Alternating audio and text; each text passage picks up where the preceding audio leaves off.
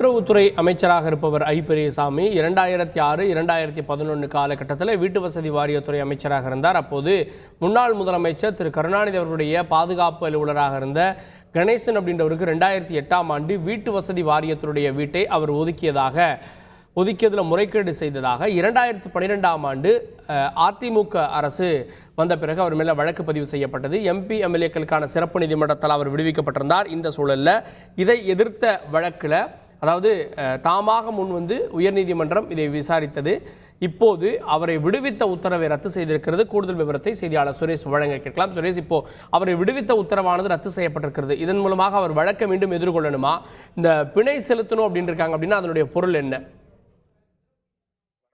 கடந்த 2008ஆம் ஆண்டு தமிழ்நாடு வீட்டு வசதி வாரியத்துக்கு சொந்தமான வீட்டை மறைந்த முன்னாள் முதல்வர் கருணாநிதியின் பாதுகாவலராக இருந்த கணேசன் என்பவருக்கு ஒதுக்கியதில் முறைகேடு செய்ததாக அப்போது வீட்டு வசதித்துறை அமைச்சராக இருந்த பெரியசாமி தன்னுடைய அதிகாரத்தை தவறாக பயன்படுத்தியதாக கூறி 2012ஆம் ஆண்டு அதிமுக ஆட்சி காலத்தில் லஞ்ச ஒழிப்புத்துறை வழக்கு பிடிச்சிருந்தது. இந்த வழக்கை சென்னை எம்பி எம்எல்ஏக்களுக்கு எதிரான வழக்குகளை விசாரிக்கக்கூடிய சிறப்பு நீதிமன்றத்தில் நிலுவையில் இருந்தது. இந்த வழக்கில் கடந்த ஆண்டு, அதாவது 2023ஆம் ஆண்டு மார்ச் மாதம் அமைச்சர் பெரியசாமியை விடுவித்து சென்னை சிறப்பு நீதிமன்றம் தீர்ப்பளித்திருந்தது. இந்த உத்தரவை மறு ஆய்வு செய்யக்கூடிய வகையில் சென்னை உயர்நீதிமன்ற நீதிபதி ஆனந்த் வெங்கடேஷ் தாமாக முன் வந்து வழக்கை விசாரணைக்கு எடுத்துக்கொண்டார்.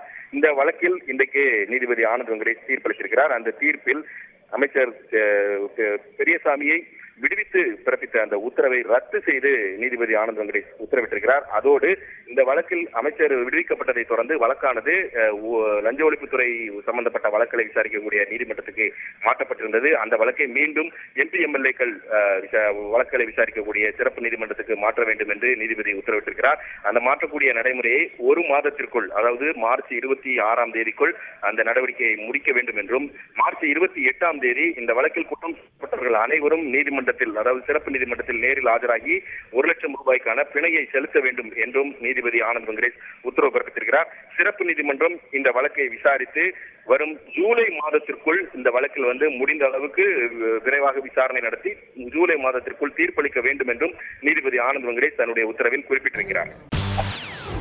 செய்திகளை உடனுக்குடன் தெரிந்து கொள்ள உடனே சப்ஸ்கிரைப் பண்ணுங்க.